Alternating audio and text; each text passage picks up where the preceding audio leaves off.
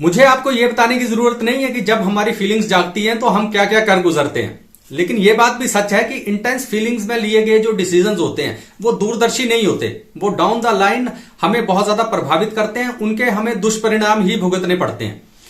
तो आज का ये जो सेशन है ना वो इस पॉइंट के अराउंड है कि फीलिंग्स हमारे जीवन में क्या अहम रोल अदा करती हैं। तो पहले तो हम फीलिंग्स को समझेंगे, उसके बाद हम ये बात करेंगे कि कैसे फीलिंग्स जो है वो हमारे लाइफ को इंपैक्ट करती हैं, और उसके बाद ये बात करेंगे लास्ट में कि कैसे फीलिंग्स को अगर हम ढंग से समझ लें तो हम उनका फायदा उठा सकते हैं नुकसान करने की बजाय।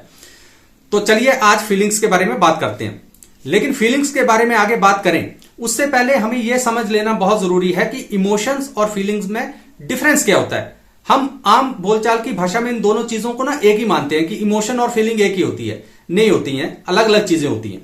जो इमोशन होता है ना, वो इमोशन जो आपके अंदर होता है उसके प्रति आप कॉन्शियसली अवेयर भी हो सकते हैं, और हो सकता है कि वो इमोशन आपके अंदर अनकॉन्शियसली कहीं बैठा हुआ हो।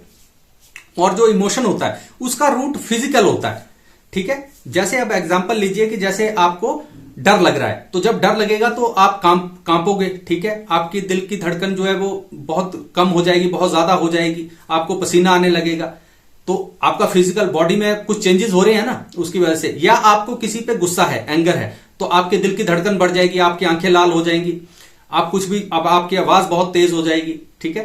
तो ये उसके फिजिकल रिस्पॉन्सेज होते हैं, तो ये इमोशन है। अच्छा, यहीं पे दूसरी तरफ जो फीलिंग्स होती हैं, तो जो आपका इमोशन होता है ना उसकी जो आप मेंटल प्रोसेसिंग करते हो अपने माइंड में, वो फीलिंग्स होती हैं, ठीक है। और फीलिंग्स जो होती हैं वो उसका कोई वो जो होती हैं वो आपके माइंड से उपजती हैं, ठीक है, और उसके प्रति आप अवेयर होते हो, वो कॉन्शियस होती हैं। और एक और चीज आपने ये ध्यान रखनी है कि जो भी आपका इमोशन होगा उस इमोशन के बाद जो फीलिंग उत्पन्न होगी वो हर एक व्यक्ति अलग अलग उसको अपने हिसाब से उसको झेलेगा उस फीलिंग को। जैसे कोई गुस्सा आ रहा है, एक बंदे को गुस्सा आ रहा है तो वो चिल्ला रहा है, दूसरे बंदे से लड़ने लग जा रहा है। दूसरे बंदे को भी सेम बात हुई, लेकिन गुस्सा आया लेकिन वो चिल्ला नहीं रहा, वो चुपचाप बैठा हुआ है, वो अपने आप को कंट्रोल कर ले रहा है। तो मतलब जो रिएक्शन होगा किसी भी एक बंदे का वो अलग अलग होगा, हर एक बंदे का रिएक्शन उस इमोशन और फीलिंग के बाद, ठीक है। ये चीज भी आपने ध्यान रखनी है। तो अब बात करते हैं कि यार ये जो फीलिंग्स होती हैं वो हमारे इंसानों के जीवन में ना पावरफुल रोल कैसे अदा करती हैं, हमारे जीवन को कैसे बदल देती हैं। तो जो फीलिंग्स होती है ना, सबसे पहला जो हमारे लाइफ में वो हैम्पर करती है चीज को, वो होती है डिसीजन मेकिंग। डिसीजन मेकिंग जो है बहुत ज्यादा प्रभावित होती है हमारी फीलिंग्स की वजह से, अगर हम अपने फीलिंग्स के प्रति अनजान है। आप एक बात समझिए कि कोई भी आपने अपने जीवन में बहुत अहम फैसला लेना हो तो वो आप फीलिंग बेस्ड लेंगे या अपनी वैल्यू बेस्ड लेंगे, या फिर ये सोच के लेंगे कि यार मुझे लाइफ में क्या फायदा इस चीज का मिलेगा, या मैं कितना खुश रहूंगा या कितना जो है वो दुखी रहूंगा, किस बेस पे होना चाहिए। अगर इस वक्त इस प्रेजेंट मोमेंट में आपको अच्छा लग रहा है कि यार बस यही ठीक है, ये एक लम्हा जो है वो बहुत बढ़िया है, तो वो लम्हा तो बढ़िया हो जाता है, लेकिन उसके बाद फिर जो आगे की घड़ियां होती हैं, पल होते हैं, वो बड़े मुश्किल से कटते हैं, जो आगे आने वाले पल होते हैं, ठीक है।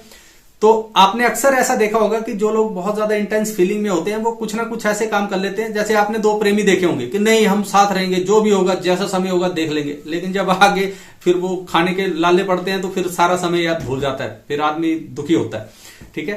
तो जो आपकी डिसीजन मेकिंग पावर है, सबसे पहला इंपैक्ट उस पर पड़ता है फीलिंग्स का, कि आप जो है हमेशा फीलिंग्स जो हैं आपकी उनके ऊपर बेस्ड डिसीजन मत लीजिए। आप हमेशा अपनी वैल्यू बेस्ड डिसीजन लीजिए और सही गलत सब परख के डिसीजन लीजिए। एक होलिस्टिक डिसीजन होना चाहिए आपका, ना कि फीलिंग बेस्ड डिसीजन होना चाहिए।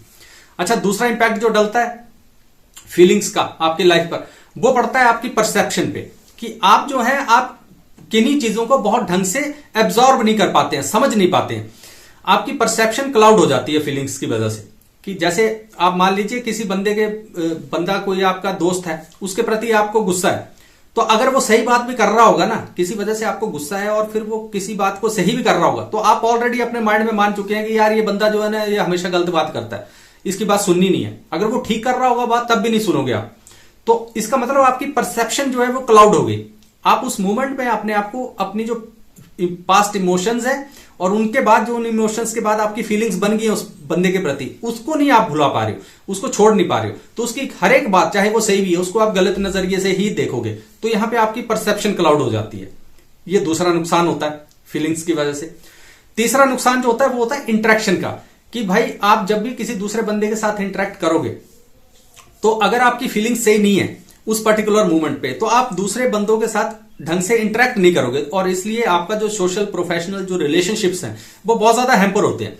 जैसे घर से आप मान लीजिए कि लड़के निकले हो, काम पे जाने से पहले घर में लड़ाई हो गई, तो जब आप काम पे जाओगे तो वहां पे बिना वजह किसी ऐसे बंदे से उलझ जाओगे आप जिससे उलझने की जरूरत ही नहीं थी।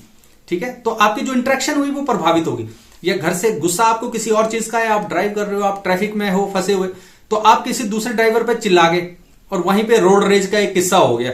ठीक है, वहां पे बिना वजह आप आपस में लड़ाई होगी, तो इंटरेक्शन प्रभावित होती है। तो ये जो फीलिंग्स होती हैं ये हमारे जीवन पर और everyday day to day life पर बहुत ज्यादा इंपैक्ट डालती हैं। लेकिन बात यह है कि यार इन फीलिंग्स को ढंग से समझे कैसे, इनको यूज कैसे करें ताकि ये हमें फायदा दे, नुकसान ना दे। तो जब भी आपने अपनी फीलिंग्स का फायदा उठाना हो ना, खुद अपने आप फायदा उठाना हो, तो आपको ना दो चीजें ध्यान रखनी है। पहली चीज तो यह ध्यान रखनी है कि be in sync with your feelings, कि आपको अपनी फीलिंग्स के साथ जो है वो इन सिंक रहना है, उनके साथ जुड़े रहना है। आपको अवेयर रहना है कि मैं इस वक्त क्या सोच रहा हूं, मेरे एहसास क्या है, मैं इस वक्त फील कैसा कर रहा हूं।